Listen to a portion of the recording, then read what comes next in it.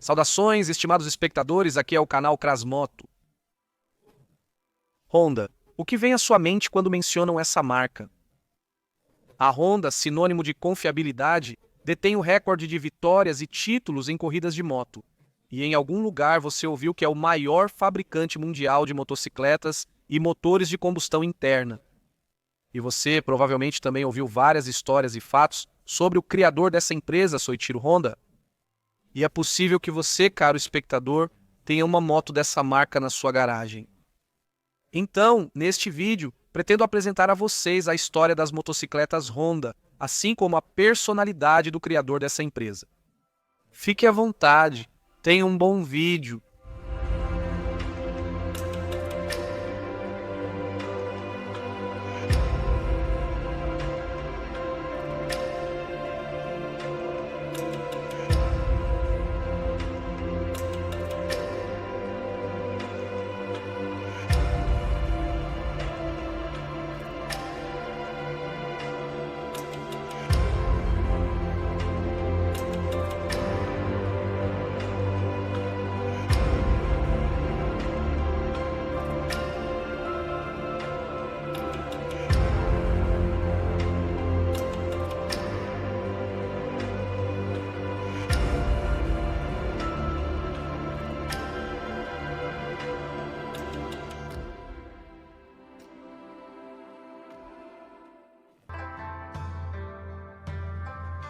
A história da marca está intimamente ligada ao seu criador, a personalidade de Soichiro Honda, e essa personalidade é extremamente interessante.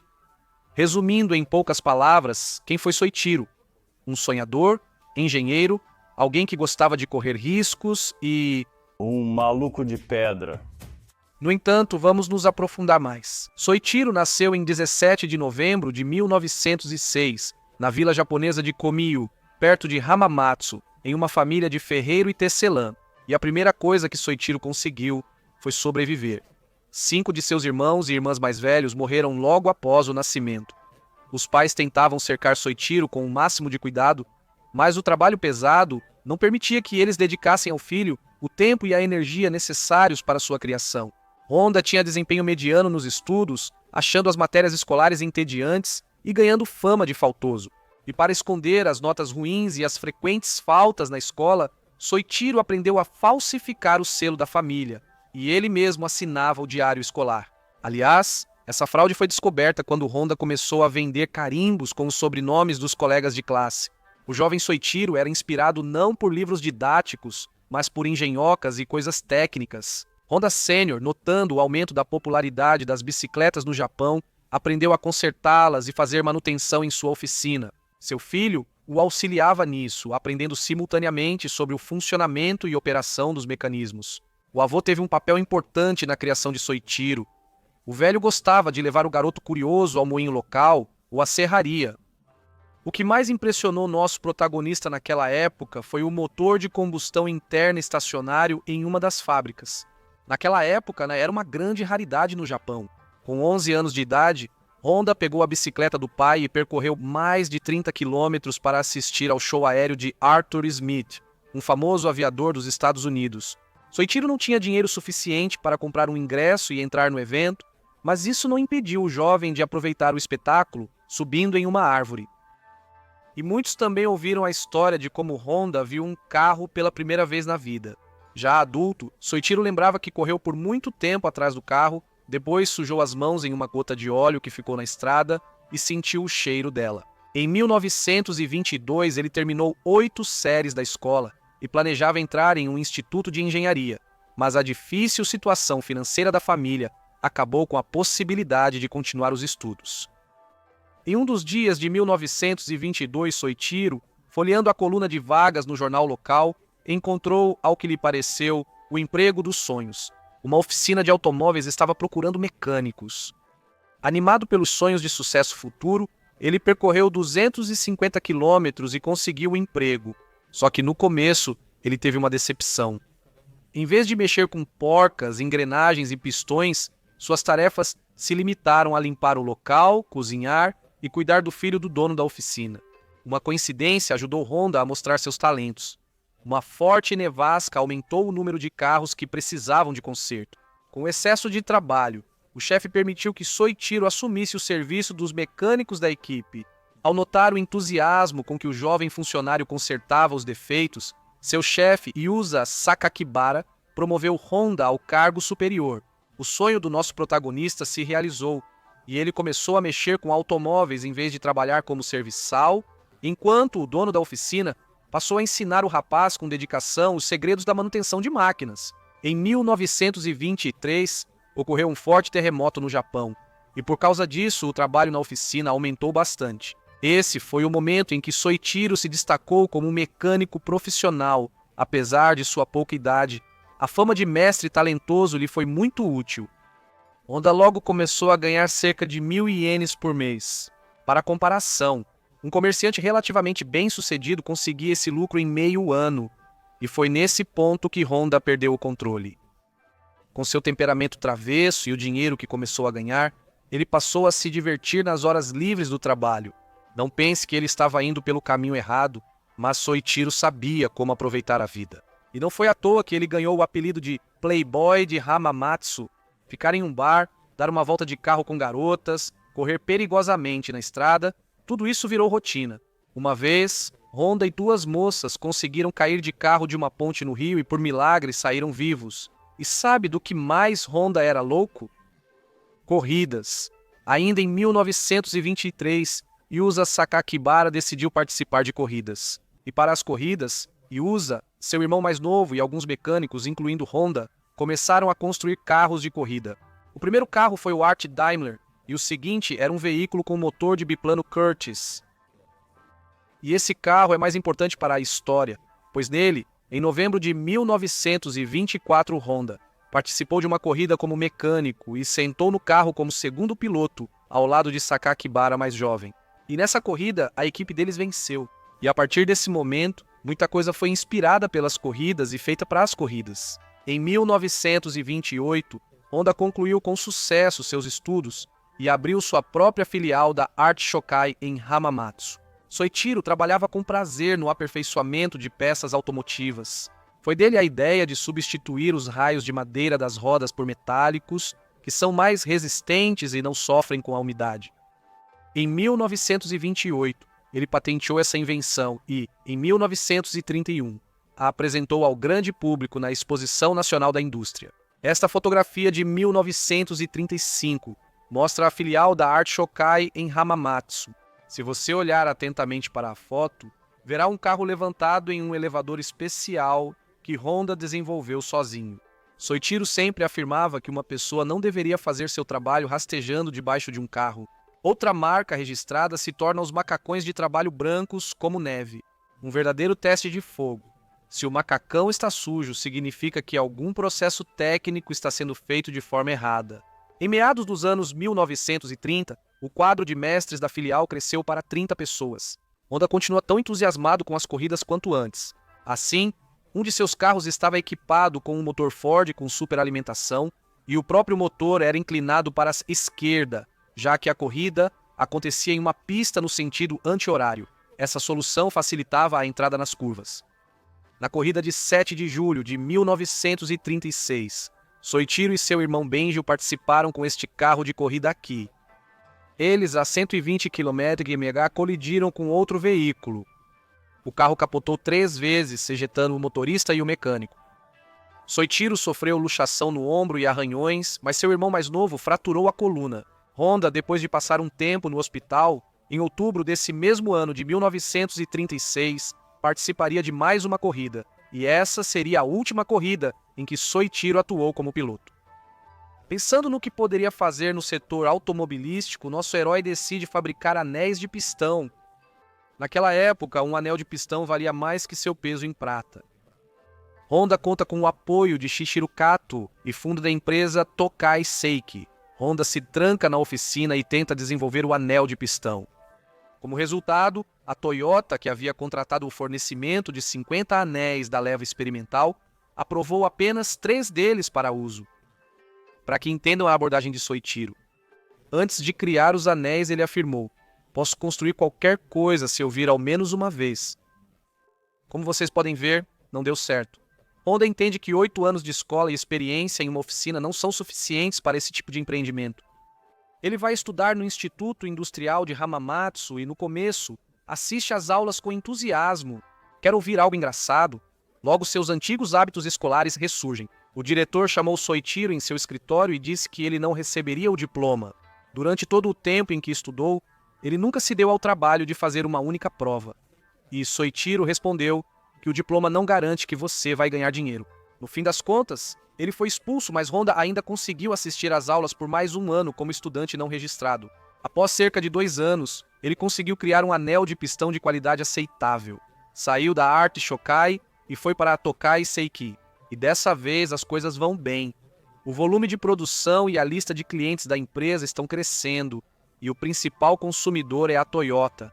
Durante a guerra, Honda aprendeu a automatizar a produção, já que, obviamente, havia escassez de mão de obra masculina em tempos de guerra. Ele também inventou uma fresadora automática para usinar hélices de avião para a Nakajima Aircraft. Durante os bombardeios americanos à base aérea de Hamamatsu e o terremoto de 1945, as instalações da Tokai Seiki Heavy Industry foram danificadas. Mas era possível retomar a produção dos anéis após a guerra de modo geral. Honda decide vender a empresa por 450 mil ienes para a Toyota. E faz uma pausa criativa. E sabe o que ele faz? Ele compra um caminhão de álcool e vai beber com os amigos. Durante toda essa farra, que dura cerca de 1 ano, Soichiro tem a ideia de extrair sal da água do mar por eletrólise e começa a vendê-lo em sua aldeia natal.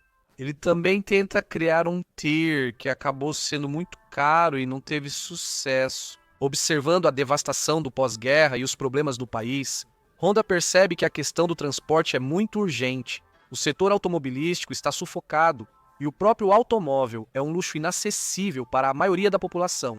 As ferrovias e rodovias estão em estado de destruição e decadência. É um desastre. Nessas condições difíceis, a bicicleta se torna um meio de transporte muito procurado. Ela é simples, barata, exige manutenção mínima, mas ao mesmo tempo requer esforço do ciclista. Agora, se fosse possível instalar um pequeno motor barato nela, com um pequeno aumento no preço do produto final, a mobilidade aumentaria significativamente. Um dia, um amigo apareceu para Soichiro, tendo conseguido de algum lugar um pequeno motor a querosene que era usado para alimentar uma estação de rádio militar. Rapidamente, os caras improvisam esse motorzinho na bicicleta e com esse aparelho, Honda manda sua esposa fazer compras. Os moradores locais, ao verem essa maravilha da engenharia, notam que o ciclomotor não é mais difícil de controlar que uma bicicleta comum, até mesmo para uma mulher, e começa a surgir demanda por essas construções. É assim, na verdade, que nasce a empresa Honda.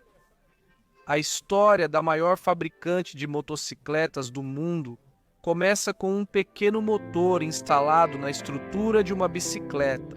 Em 1946, Honda funda o Instituto de Pesquisas Técnicas, em um dos prédios sobreviventes da Tokai Seiki, onde ele, seu irmão mais novo Benjo e mais alguns amigos trabalham para adaptar um motor de radiotransmissor à estrutura de uma bicicleta.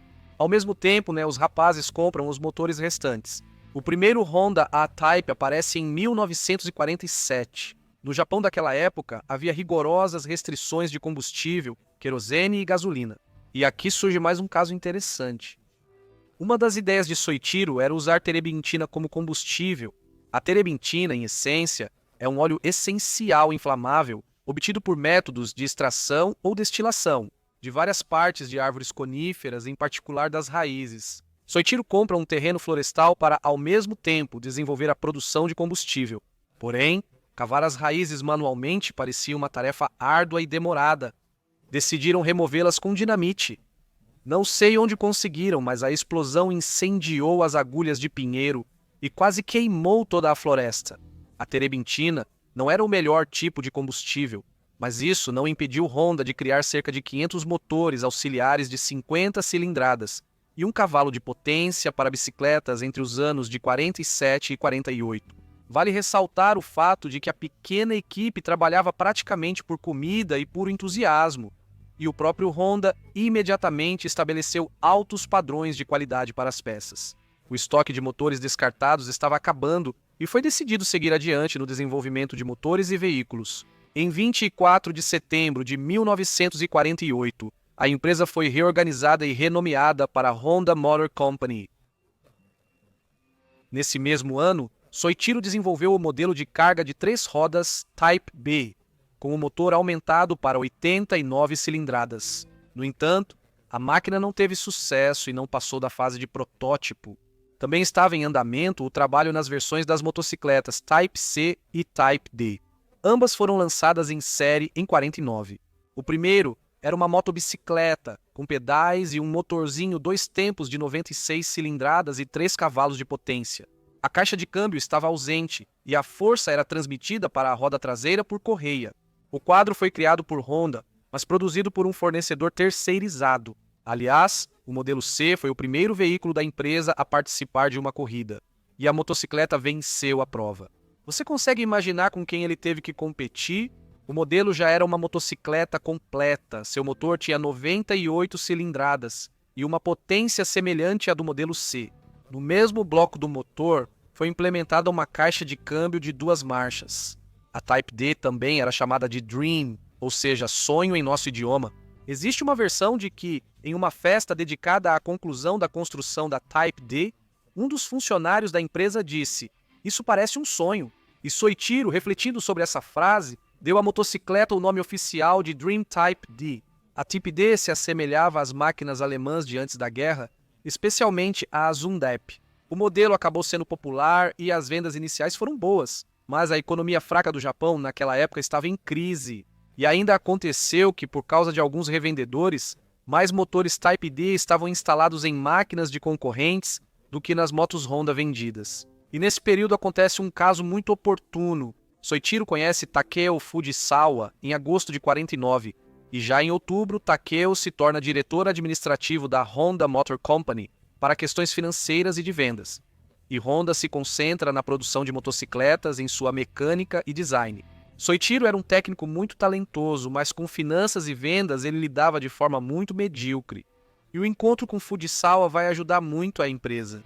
Se no século XXI nós conhecemos 4 gigantes japoneses das motocicletas, que convivem mais ou menos harmoniosamente no mercado. Já no período da segunda metade dos anos 40 e início dos anos 50, no Japão existiam 150 empresas e companhias nesse nicho. Como você pode imaginar, 146 delas desapareceram, e a Honda Motor Company tinha chances bem reais de se tornar uma dessas 146. Contudo, foi a distribuição inteligente de responsabilidades, a gestão competente da empresa e das finanças, bem como a organização das vendas, que permitiram à empresa se manter firme.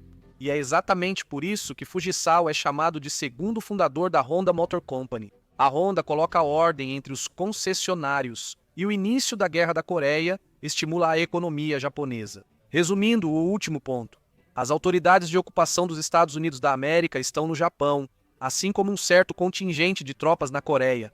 Eles fazem suas coisas sujas e localmente no Japão fazem reparos e produzem várias coisas necessárias. É exatamente essa atividade que estimula a economia do país do sol nascente.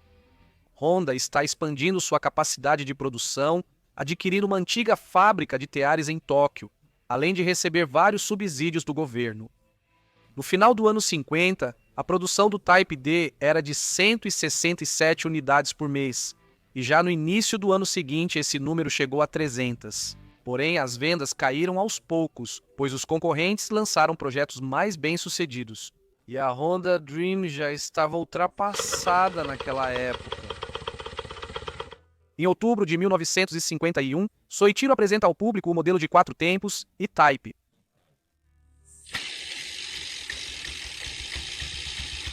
Esse foi o primeiro motociclo de 4 tempos da empresa. Esse motor foi desenvolvido em poucos meses pelo engenheiro da empresa Kiyoshi Kawashima, com capacidade de 146 centímetros cúbicos. Inicialmente, a transmissão era de 2 marchas, mas logo uma terceira marcha foi adicionada. O modelo E-Type foi extremamente bem sucedido e logo de início, essa motocicleta estabeleceu um recorde de produção em quantidade de veículos em um curto período de tempo no Japão. Em 3 anos, a produção do E-Type aumentou para 32 mil unidades por ano. O E-Type básico permaneceu em produção por 8 anos, evoluindo através de vários modelos até o Dream 6e, com motor de 190 centímetros cúbicos. Em 1957 e também em 1951, a revista corporativa da empresa, onde Soichiro Honda expressou pela primeira vez a filosofia da Honda Motor Company, que consistia em 3 alegrias: a alegria de criar, a alegria de vender e a alegria de comprar. Um ano depois, em 1952, surge mais um best-seller da empresa, o motor auxiliar para a bicicleta F-Type, que também era chamado de Cub EV. Esse motor tinha potência semelhante aos seus antecessores, mas pesava metade do peso. Para divulgar esse produto, Fujisawa iniciou o envio de 50 mil cartas para revendedores de bicicletas no Japão. Dos 30 mil que responderam, 13 mil foram selecionados. Para entender o volume, no início da produção, em outubro de 1952, Honda despachou 6 mil unidades do Cub F e, em dezembro, 9 mil. O motor auxiliar foi produzido até 1954 e teve uma grande tiragem. Aliás, em 1952, o F-Type se tornou o primeiro produto de exportação da Honda. Ele chegou às prateleiras das lojas de Taiwan. Em 1953, surge o modelo J-Type de 100 cilindradas precursor de uma família. Essa motocicleta leve também é conhecida como Bentley, que significa conveniente. Esses 3 modelos populares de motocicletas, E-Type, F-Type e G-Type, permitiram à empresa melhorar significativamente sua situação financeira, expandir a capacidade de produção, aumentar o número de funcionários e também se destacar no mercado local. Uma das etapas importantes na história da empresa foi a produção de motores para cultivadores, geradores, motobombas e assim por diante.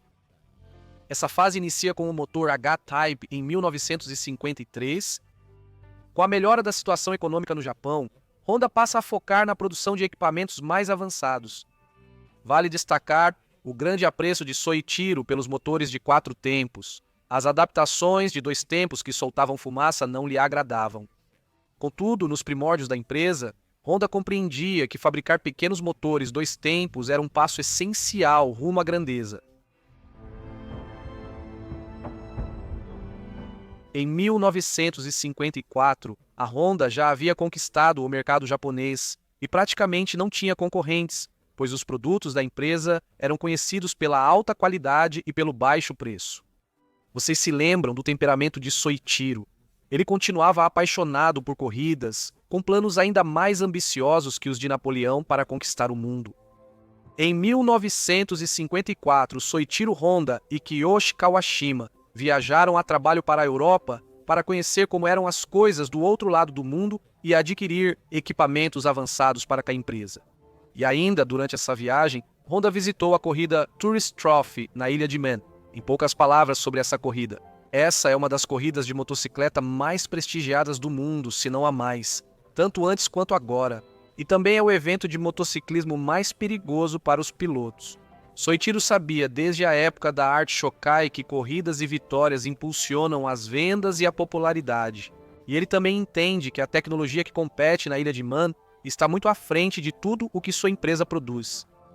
Ao voltar para sua terra natal, Soichiro declara aos funcionários: "Meu sonho de infância era me tornar campeão mundial em uma máquina construída por mim." Decidi participar das corridas Tourist Trophy na ilha de Man. Esse objetivo é difícil, mas precisamos alcançá-lo para testar a viabilidade das tecnologias industriais japonesas e demonstrá-las ao mundo. Aqui declaro minha intenção definitiva de que vou participar das corridas Tourist Trophy.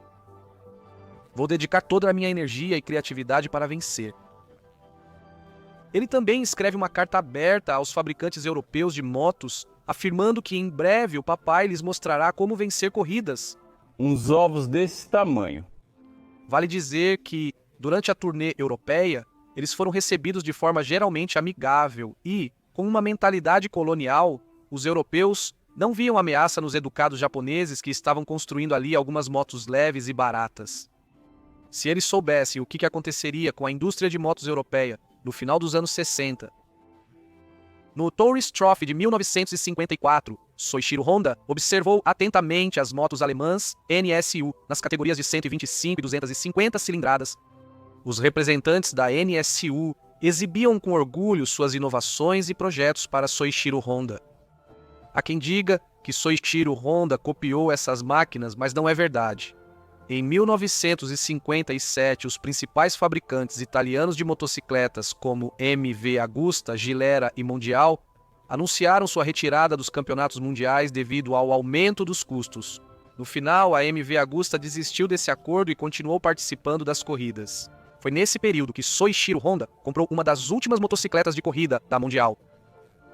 A empresa japonesa não copia completamente essa tecnologia, mas se inspira bastante nas soluções dos engenheiros alemães e italianos. Soichiro Honda mergulha de cabeça na construção de motos de corrida e as testa em competições locais, especialmente nas corridas anuais no vulcão Asama. E em 1959, as motos da Honda fazem sua estreia na ilha de Man. A equipe apresenta 4 motos com 4 pilotos. O melhor resultado foi de Naomi Taniguchi, que ficou em 6º lugar na categoria de 125 cilindradas. Um feito importante foi o fato de que todas as 4 motos chegaram ao final sem quebras. Isso é uma conquista muito significativa, especialmente para uma empresa estreante. Os resultados dos demais foram os seguintes: 7º, 8º e 11º lugares. A partir desse momento, espalhou-se pelo mundo a notícia de que a Honda fabrica máquinas confiáveis. Na estreia da Honda no Tourist Trophy, houve outros detalhes adicionais. Assim, no Japão, as corridas aconteciam em estradas de terra. Os pilotos tiveram que se adaptar imediatamente ao asfalto duro da ilha de Man e ao comportamento dos pneus de estrada. Além disso, por 6 meses, a equipe de corrida estudou detalhadamente o circuito de 60 km, se preparando para a prova. Imagine a decepção quando, ao chegarem na ilha, descobriram que a corrida de 125 cilindradas aconteceria em outro circuito, o Cliffs. Vamos nos distrair com um evento importante na fabricação de motos civis da empresa nesse período. Em 1954, Honda lança o scooter Juna da série K. Esse scooter foi criado com o objetivo de superar os concorrentes Fuji Rabbit e Mitsubishi Silver Pigeon. Além disso, esse veículo se destaca por possuir exclusivamente partida elétrica do motor, um Electro-Start. Em 1 ano e meio, foram produzidas apenas 5.980 unidades. Kawashima, posteriormente, lembrava desse modelo como o maior fracasso. A série K da Juna tinha problemas de superaquecimento do motor e a carroceria de fibra de vidro era mais pesada do que o previsto. No final, a motoneta de 170 kg com motor de 6,5 cavalos acabou tendo desempenho bem fraco. Uma continuação interessante da série Juna em 61 e 62 foram os modelos M80 e M85. Motonetas com motores opostos de 125 e 170 cilindradas, respectivamente, e transmissão hidrostática. A tecnologia ficou extremamente interessante do ponto de vista técnico, porém era muito complexa para o consumidor e cara em comparação com os concorrentes. Isso levou à baixa quantidade de motonetas produzidas dessa série. Em 1957, a tecnologia de partida do motor por motor de arranque elétrico foi aplicada na motocicleta clássica da empresa, da série C70. Os modelos C71, 250 cilindradas, e C76, 305 cilindradas, foram as primeiras motocicletas da empresa com motor de arranque elétrico e os primeiros modelos que foram exportados em massa para o exterior. Elas foram exportadas para a Europa, os Estados Unidos da América e outros mercados. O C71 foi apresentado na Holanda em 1958 e na exposição Earl's Court em 59. E o C76 se tornou a motocicleta principal da linha Honda no mercado dos Estados Unidos em 59.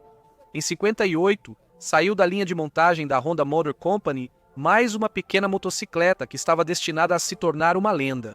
É a Honda Super Cub, com um motorzinho de 50 cilindradas. A ideia de criar essa motoneta pertenceu a Fujisawa, e os principais requisitos para a máquina eram confiabilidade, baixo custo, extrema facilidade de uso e uma carenagem abundante que evitasse sujar as roupas do usuário. Takeo acreditava que o motorista deveria conseguir dirigir com uma mão enquanto segura uma caixa de macarrão com a outra. Honda, junto com outros engenheiros, cria o protótipo. Fujisawa gosta desse protótipo e planeja vender 30 mil unidades por mês. Uma fábrica dedicada está sendo construída para produzir essa quantidade de equipamentos. Isso será um grande sucesso. A Super Cub é produzida em várias modificações até hoje. Aqui, por exemplo, nesta foto está o modelo do ano de 2023. Ao longo de sua história de produção, essa motocicleta foi equipada com motores que variam de 50 a 125 cilindradas e serviu como ponto de partida para alguns outros modelos da empresa. Durante toda a produção dos Super Cub originais, aproximadamente 110 milhões de unidades foram fabricadas. Isso sem contar os clones chineses e as cópias produzidas sob licença. Essa pequena Honda, à primeira vista nada especial, é o veículo motorizado mais produzido do mundo. Em 1959, a Honda entra com tudo no mercado dos Estados Unidos. E, esse é o sonho de qualquer fabricante de motos da segunda metade do século XX, já que é o mercado mais rico do mundo. Nesta cena, você vê o prédio da American Honda Motor Company, na Califórnia, o primeiro escritório de vendas da Honda nos Estados Unidos. Um pouco sobre a imagem do motociclista nos Estados Unidos da América nos anos 50. Apenas cerca de 1% da população andava de moto. Entre eles, há caras normais, policiais que usam motos por dever de ofício e grupos de motoqueiros marginais que às vezes fazem todo tipo de loucura. O tumulto de 1947 em Hollister após um encontro de motos, retratado no filme O Selvagem de 1953, e a cobertura da imprensa, criaram um estereótipo na sociedade, mesmo com a maioria dos envolvidos sendo moradores locais, não motociclistas. Motociclista, mesmo sendo uma ótima pessoa, a sociedade te vê como bandido, alcoólatra e drogado. Simultaneamente, muitos motociclistas de fato se enquadram nesse estereótipo. Honda faz uma jogada de marketing genial ao entrar no mercado dos Estados Unidos da América. O que acha do slogan? Você vai encontrar pessoas incríveis em uma Honda. E essa frase, se você precisa de 4 rodas, que tal uma segunda Honda? E isso será o começo da marcha vitoriosa da Honda pela América. E a Harley-Davidson, percebendo que está perdendo o mercado, vai tentar fazer alguma coisa, mas a Honda já será imparável, tanto na América quanto em outras partes do mundo. Em 1962, a Honda inaugura sua primeira fábrica no exterior, localizada na Bélgica. Vamos voltar ao motociclismo esportivo. Após uma estreia decente na Ilha de Man, em 1959, a equipe de corrida retorna em 1960 e conquista o 6º ao 9º lugar na categoria 125 cilindradas e o 4º ao 6º na categoria 250 cilindradas. Já em 1961, a Honda dominou completamente a corrida, conquistando do 1º ao 5º lugar nas categorias 125 cc e 250 cc. O segredo das motos de corrida da Honda era que seus motores podiam girar a 14 mil rotações por minuto por longos períodos sem se destruírem. Em 1964, as motos 2 tempos da Yamaha e Suzuki oferecerão forte concorrência para a Honda. Como Soichiro era fã dos motores 4 tempos, ele acabou criando máquinas de corrida completamente insanas. Elas eram tão potentes que os concorrentes só podiam coçar a cabeça sem entender como responder. E depois de 1 ou 2 anos, o MotoGP mudaria o regulamento e imporia limites no número de cilindros nas categorias para dar chances iguais aos outros competidores. Mas antes da limitação, o mundo verá uma série de foguetes excepcionais da Honda. Aqui está, por exemplo, a RC 149 de 65, 125 cilindradas e 5 cilindros em linha. Ou seja, cada cilindro minúsculo tinha apenas 25 cilindradas. As dimensões do conjunto cilindro-pistão eram 33 por 29,2 milímetros. Esse demônio entregava 30 cavalos de potência a 18 mil rotações por minuto. Em 66, foi lançada a RC 166, 249 cilindradas e 6 cilindros em linha, 64 cavalos a 18 mil rotações por minuto.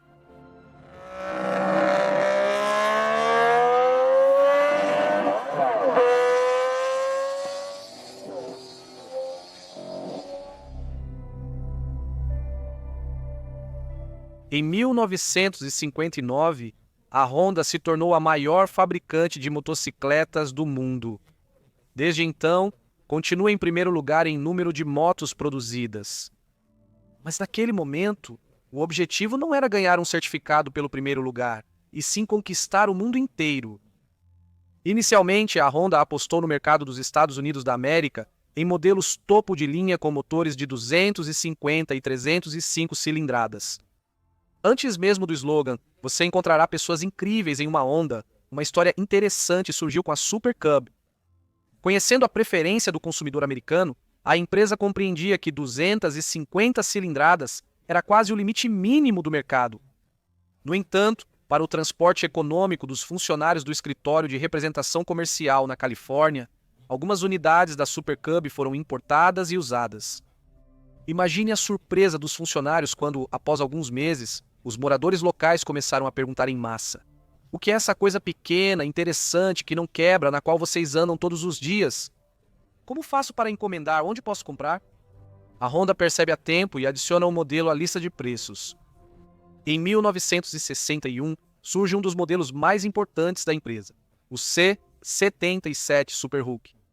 Também conhecido como a primeira motocicleta esportiva japonesa, o Superhook, mesmo com modestos 305 centímetros cúbicos, tinha um excelente potencial. A primeira esportiva japonesa podia se orgulhar de ter 28 cavalos de potência e acelerava até 165 km por hora. Além disso, o C77 era confiável, bonito e conquistava pelo fato de ter partida elétrica no motor. Também existiam versões de motos CL no estilo Scrambler, com quadro reforçado e escapamento elevado. Em diferentes fontes, a série de motos Dream pode ter nomenclaturas variadas. Por exemplo, em alguns lugares o nome aparece como C72 e em outros como CB72. Você sabe o que significa a sigla CB Silent Block? Embora os proprietários tenham mais uma dezena de interpretações alternativas, por exemplo, Classic Bike, City Bike ou Cool Beach. Em 1961, a Honda bate um recorde do setor em número de vendas de motocicletas. E esse número chega a 100 mil por mês.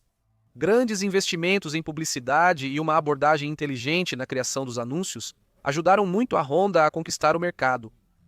E a cultura pop também ajudou.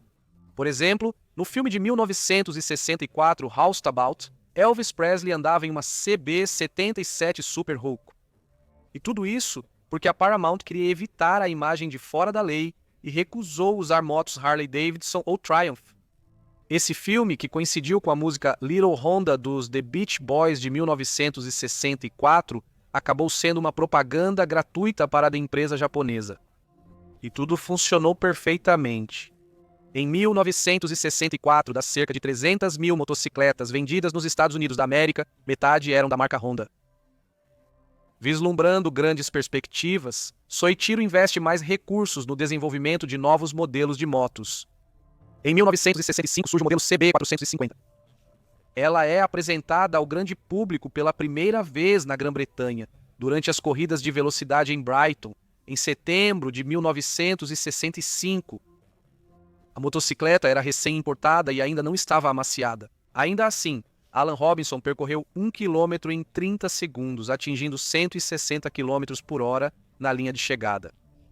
Durante outro evento promocional, a Honda planejou a participação de Mike Hailwood com a CB450 na corrida de 500 milhas em Brands Hatch, em julho de 66. A Honda não foi autorizada a participar. Consideraram que a motocicleta não podia ser vista ou classificada como um modelo de produção em série, devido aos 2 comandos de válvulas no cabeçote do cilindro. Ao que tudo indica, os britânicos já sentiam que o domínio de sua tecnologia estava chegando ao fim. A CB450, que era chamada de Black Bomber ou Dragon, e no Canadá de Hellcat, era uma excelente motocicleta, e seu motor de 43 cavalos de alta rotação permitia atingir até 180 km por hora. E no geral, a máquina era uma concorrente à altura das grandes motocicletas americanas e britânicas. Só que os compradores não acreditavam muito que essa moto pequena fosse capaz de tudo isso, e as vendas não corresponderam às expectativas da Honda. Em 1967, o gerente da American Honda Motor Company, Bob Hansen, foi ao Japão para conversar com a diretoria da empresa. Ele disse a Soichiro que a principal motocicleta da empresa deveria ter um motor de 4 cilindros em linha, em vez do grande Batwing que a Honda estava desenvolvendo. Soichiro ouviu essa ideia, até porque a empresa já havia testado motores de 4 cilindros em linha em seus carros e motos de corrida. O desenvolvimento começou. Já em 68, os engenheiros da empresa concluíram o trabalho no protótipo. Quanto à cilindrada, Soichiro optou por 750 cilindradas, pois conhecia os projetos de motores desse tamanho da Triumph. Em 69, chega ao mercado dos Estados Unidos da América e do Reino Unido a CB750-4, uma motocicleta incluída no Hall da Fama das motos clássicas da American Motorcyclist Association e na lista das maiores motocicletas de todos os tempos do canal Discovery.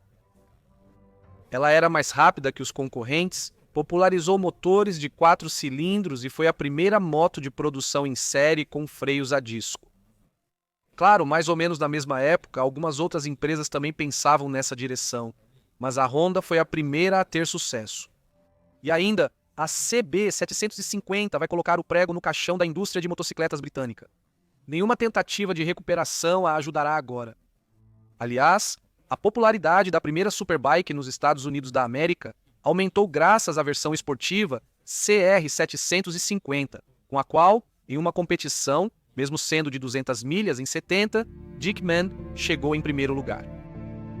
No início dos anos 70, após o sucesso da Superbike CB750, a Honda reuniu uma equipe de desenvolvedores, projetistas e engenheiros para estudar o conceito de uma nova motocicleta carro-chefe.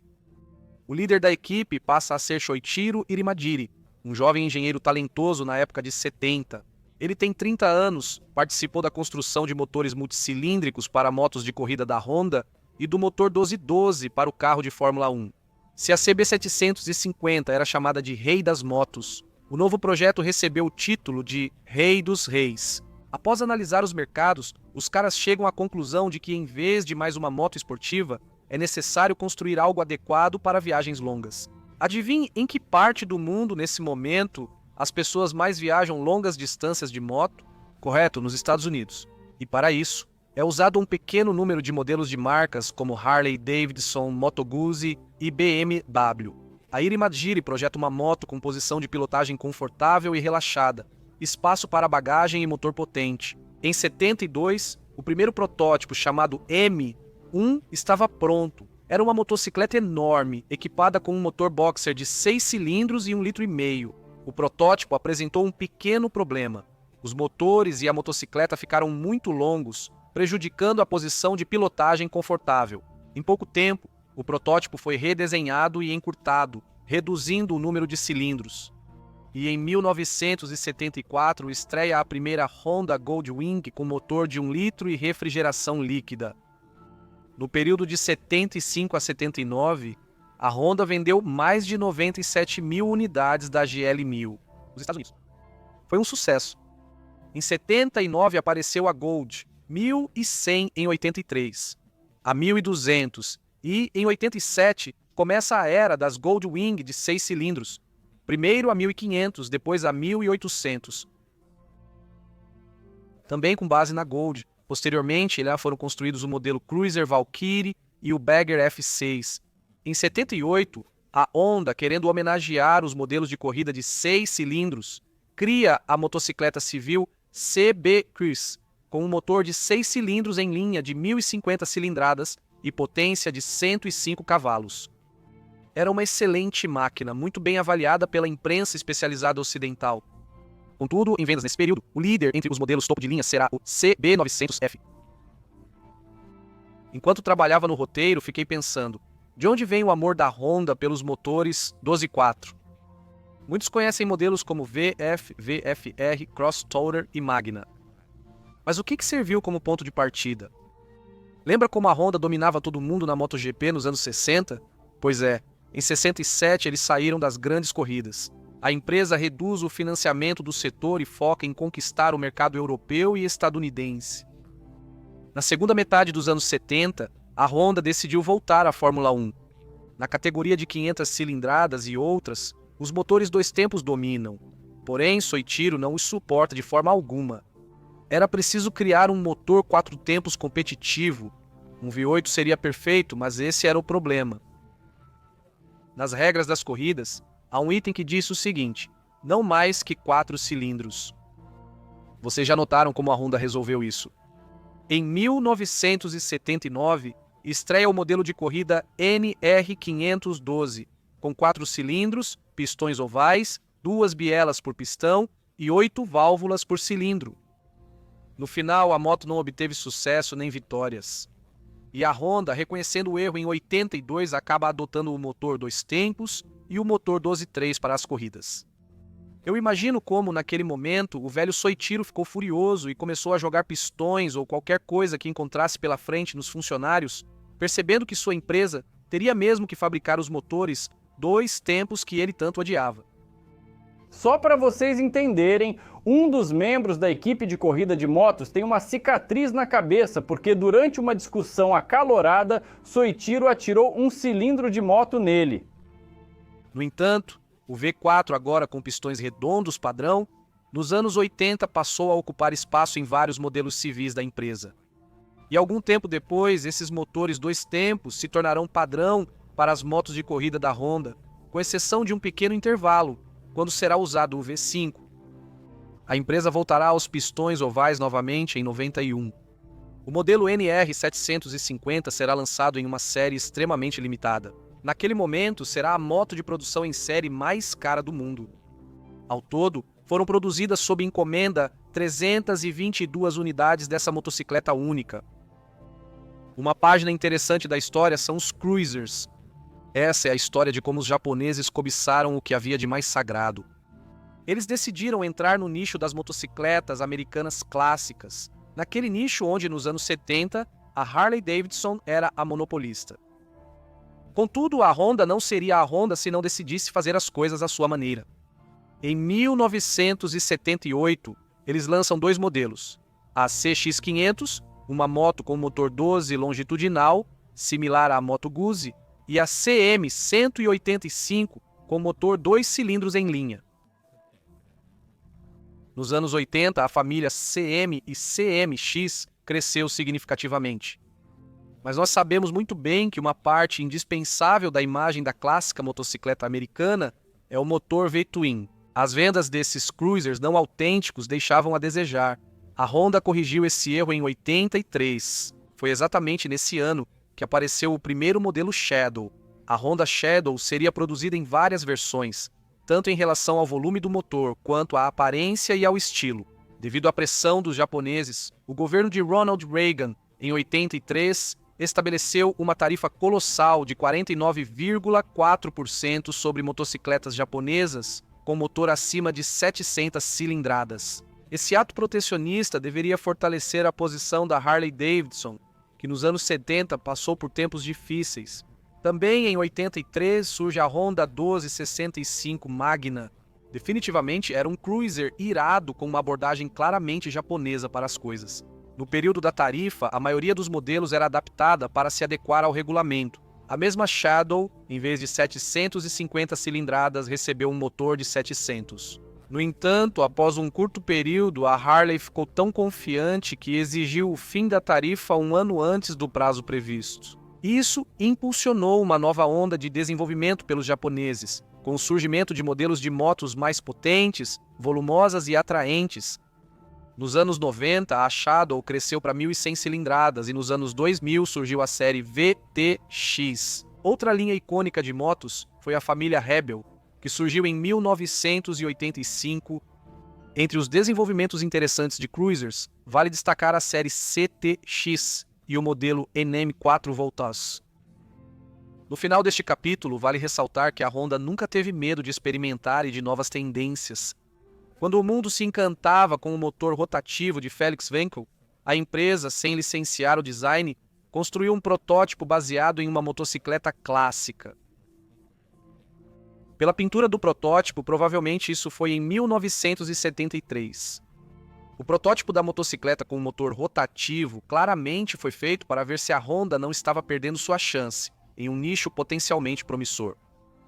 A primeira metade dos anos 80 foi marcada pela moda de usar turbocompressor em motocicletas, e todas as 4 grandes japonesas não ficaram de fora.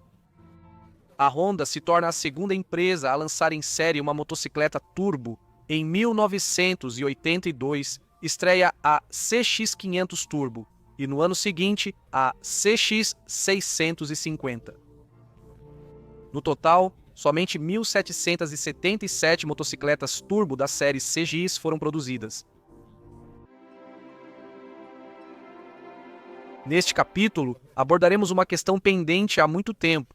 Como está a situação da Honda com as motocicletas off-road e o desenvolvimento dessa família? No início dos anos 60, a Honda tinha versões de motocicletas com índice CL, lembram? Eram máquinas no estilo Scrambler, com ciclística reforçada, paralamas mais altos, escapamento elevado e pneus mais agressivos que os padrões de rua.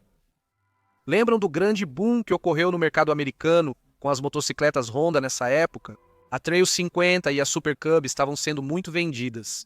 Frequentemente, esses pequenos podiam ser vistos presos no para-choque de trailers ou motorhomes, e as pessoas andavam nessas motinhos durante as férias e também exploravam os arredores. Apesar de não ser uma moto de enduro, ela é capaz de enfrentar terrenos relativamente irregulares. Mesmo que você fique preso em algum lugar, com uma motinha leve você consegue puxar ou empurrar sozinho tranquilamente. Nos Estados Unidos, nessa época, surge a paixão por pilotar fora de estrada. E essas pequenas motos, junto com os scramblers mais potentes da empresa, contribuíram muito para esse movimento. O primeiro mini-moto de verdade da Honda, criado exclusivamente para o off-road, foi a Z50 Mini Trail de 68. A motocicleta de 3 marchas, semelhante a um besouro deformado, tinha um guidão dobrável, podendo ser facilmente colocada no porta-malas do carro. Nos Estados Unidos foram vendidas 450 mil unidades da Z50. Esse modelo apresentou o off-road para os jovens mais do que qualquer outra moto. Vocês perceberam, até agora são todos motores de 4 tempos. No entanto, no mundo, nos anos 60 e nas décadas seguintes, os motores de 2 tempos começaram a dominar o motocross e o off-road. Soichiro Honda, em determinado momento, declarou publicamente que a Honda nunca produziria motocicletas com motor 2 tempos. No entanto, ele teve que abrir mão desse princípio mais de uma vez para que os produtos de sua empresa fossem competitivos. Porém, a ambição de domínio e grandeza superou a aversão ao motor 2 tempos.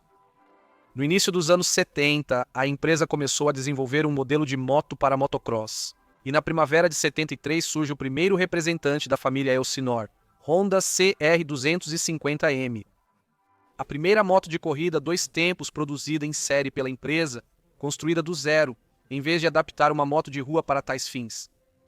E também foi a primeira motocicleta japonesa de motocross que conseguiu superar a tecnologia europeia de motocross.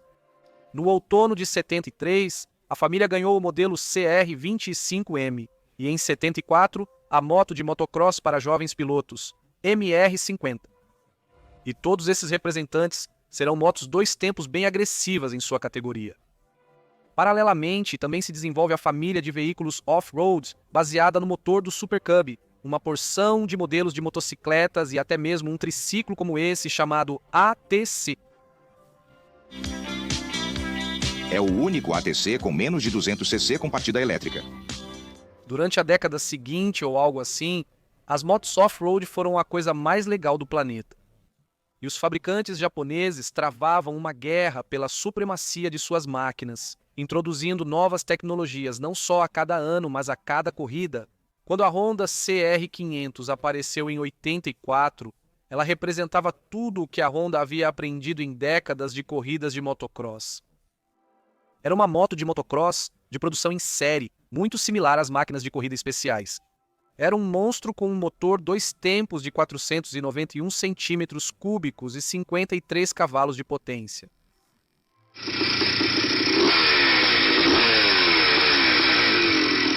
A produção continuou até 2001, mas as lendas sobre essa moto existem até hoje. A própria série CR existiu até 2007. Ela foi gradualmente substituída a partir de 2002 pela família de 4 tempos CRF. Mas isso tudo é equipamento de motocross, ou motos de baixa cilindrada baseadas no motor Cub. E quanto ao enduro? No lugar das estilosas Scrambler dos anos 60, chegam máquinas mais voltadas para o off-road. Em 1972, surge a Honda XL250. Naquela época, era a primeira motocicleta enduro moderna de 4 tempos e a primeira motocicleta monocilíndrica de 4 válvulas produzida em massa. Foi exatamente esse modelo que deu origem à família XL, que iria crescer ao longo de uma década e meia. O modelo de maior cilindrada será o XL600R. Em 87, a família XL será substituída pela NX, com a breve NX250, que durou apenas 2 anos em produção, e a mais bem-sucedida NX650 Dominator. No início dos anos 80, o Rally Paris-Dakar se torna uma moda. Em 81, a Honda participa do Dakar pela primeira vez. O piloto, o francês Cyril Neveu, fica em 6º lugar e em 82 conquista o 1º lugar. Em 86, a empresa apresenta uma nova máquina de corrida, a NXR 750, e em 88 o modelo ganha mais 50 cilindradas no motor. E a equipe vence o Rally 4 vezes seguidas, de 86 até 89 inclusive. A Honda interrompeu sua participação no Dakar por 24 anos, retornando somente em 2013. Então aonde eu quero chegar com isso? Basicamente, o Rally Paris-Dakar serviu como catalisador para o nascimento da categoria de enduros de turismo e para o crescimento da sua popularidade. E foi nesse contexto de popularidade que, em 1987, surgiu a série de motocicletas Transalp, que é produzida até hoje. Até o novo XL750 de 2023, com motor bicilíndrico em linha, os modelos anteriores tinham motor V-Twin. E em 1989, para o consumidor em massa desse nicho, surge a Africa Twin 750. Posteriormente, com o avanço da categoria, surgem a Varadero de 1000cc e uma nova Africa Twin, primeiro com 1000cc e depois com 1,1 litro. E a Honda também tinha o lendário modelo Enduro XR250, do qual foram produzidas mais de 800 mil unidades durante todo o período. E não foi por acaso, uma das suas versões tinha o apelido de Baja, derivado do nome da corrida de 1000 milhas na península da Califórnia. Ao listar diversos modelos de motos, nos desviamos um pouco da personalidade de Soichiro Honda. No decorrer da narrativa, pode parecer que Soichiro continua sendo um homem jovem e cheio de energia. No entanto, lembre-se das datas. Honda nasceu em 1906, ou seja, no momento em que ele comprou um tanque de álcool após a guerra, ele já tinha 40 anos. E nas décadas de 70 e 80, ele era um senhor, ativo e ainda tão ambicioso quanto antes, mas um senhor. O tempo passa rápido. Honda permaneceu como presidente da empresa até se aposentar em 1973. No entanto, após esse evento, ele não abandona o trabalho de toda a sua vida. Ele permanece no cargo de diretor e, em 1983, é nomeado conselheiro supremo da empresa. Já aposentado, Soichiro passa a se concentrar mais em atividades sociais. Em 1980, a Fundação Honda foi criada, realizando um concurso entre jovens engenheiros e oferecendo apoio financeiro aos mais talentosos. E nesse mesmo ano de 1980, a revista People incluiu Soichiro na lista das 25 pessoas mais intrigantes do ano, chamando-o de Henry Ford japonês. Em suas memórias, Soichiro Honda expressou arrependimento por ter, às vezes, tratado seus funcionários de forma rude e até mesmo agressiva fisicamente.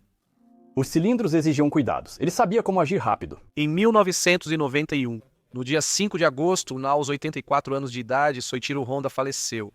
Mas permanece eternamente na memória de muitos como uma lenda da indústria automotiva.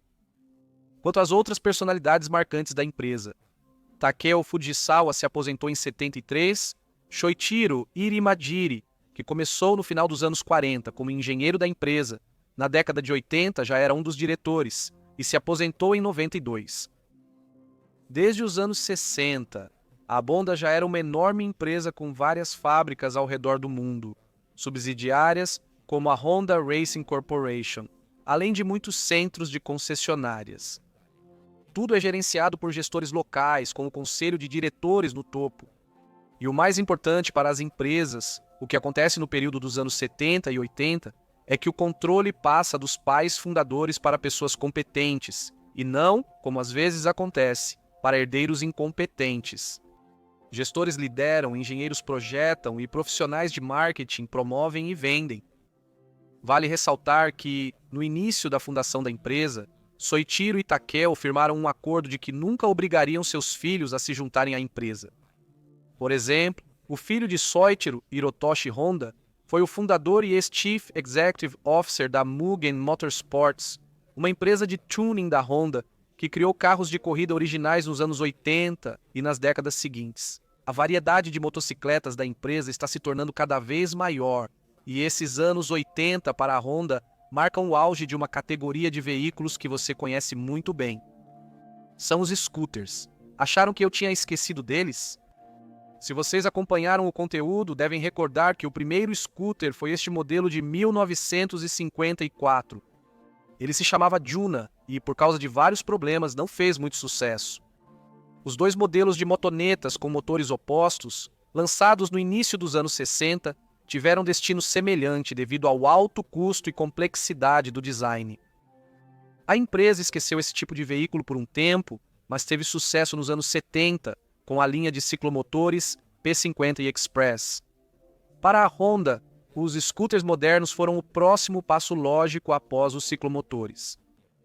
E em 1980, surge o primeiro representante da família de scooters, chamado NB50, que no Japão era chamado de Tact, e nos Estados Unidos da América de Aero 50. Não dá para ignorar a curiosa estrutura dobrável chamada Honda Motocompo. Esse ciclomotor dobrável apareceu em 81 e foi criado como um complemento para carros compactos. A ideia era que, graças à possibilidade de levar a motoneta no porta-malas do carro, o motorista, ao chegar a um ponto intermediário da viagem, pudesse trocar para o ciclomotor e continuar se locomovendo com velocidade suficiente e relativo conforto. As vendas do carrinho City estavam planejadas para o nível de 8.000 unidades por mês e do Motocompo, 10.000. Se o carro atingiu as metas estabelecidas, em 2 anos foram vendidas apenas cerca de 53.000 unidades dos ciclomotores. Em 1983, para o mercado americano, foi preparado o mais potente Aero 80. Ao mesmo tempo, a Honda também desenvolveu um scooter de estilo mais conservador baseado nas motonetas Express. Esse modelo se chamava Express SR e possuía a maioria das comodidades de um scooter moderno, com exceção do compartimento de armazenamento fechado. O ano de 84 se torna bastante emblemático. Na linha de scooters é adicionado ao modelo 2 tempos Aero 125. No entanto, foi traçado um rumo para a ecologia veicular, e a Honda em breve transfere todos os scooters, exceto os de 50 cilindradas para motores 4 tempos. Devido a essa tendência, ainda neste ano estreia o Elite 125 com motor 4 tempos. Esse scooter foi o primeiro representante da família Elite, que durante décadas ocupará um lugar de destaque na linha de scooters da Honda. Os outros 2 novos scooters eram o surpreendentemente pequeno Spree e o único Giro de 3 rodas. Giro, aliás, isso é uma sigla que, no original, soa como Great Your Recreational Original. Em tradução, excelente meio original para o seu lazer. Em 1988 estreia o scooter que estava destinado a se tornar uma lenda. É a Honda Dio. Devido à sua compacidade, confiabilidade e manobrabilidade, esse modelo será extremamente popular. A Dio é produzida até hoje com uma enorme quantidade desses scooters já fabricados. Entre os scooters maiores desse período estão o Elite e o Helix, ambas com motor de 250 cilindradas. Nos anos 2000, a forte concorrência com outras empresas japonesas e fabricantes italianos de scooters leva a uma expansão significativa da linha da Honda. Com características semelhantes, surgem diferentes opções de design. Por exemplo, o estilo retrô no modelo CHF50 ou esse visual urbano no Rucos. Com o modelo Rucos, os designers da Honda ainda vão ousar mais. Ao que tudo indica, eles encontraram restos de um tanque que Soichiro comprou em 46. E só depois disso, em 2005, apresentaram o Big Rucos. Em 2002, a família ganha o maxi scooter mais volumoso, o Honda Silverwing. Aliás, O nome Silverwing já era usado pela Honda nos modelos CX500 e 650. Sim, aqueles mesmos, com configuração parecida com a Moto Guzzi. Com um motor de 600 cilindradas, foi por muito tempo o maior scooter que a Honda já ofereceu. E foi uma resposta ao crescente interesse do público por scooters turísticos de grande porte. O desenvolvimento dessa família continuou acompanhando o tempo e as tendências do mercado. De interessante, em 2017, a Honda apresentou a linha de scooters Adventure. É uma espécie de simbiose entre o scooter no sentido clássico e uma moto trail turística. O carro-chefe desse segmento é o XADV 750, com o mesmo motor do NC 750. Também existem versões com motores de 350 e 150 cilindradas. E quanto às outras categorias de motocicletas? No início dos anos 80 surge a moda das esportivas de rua. Até então, as motos esportivas eram usadas exclusivamente nas pistas. No entanto, para atender a demanda, as empresas japonesas, inclusive até meados dessa década, apresentam as primeiras versões de esportivas de rua. Essas motos incorporam uma série de tecnologias de corrida e, para serem legais nas ruas, são equipadas com todo o conjunto de iluminação, espelhos e buzina.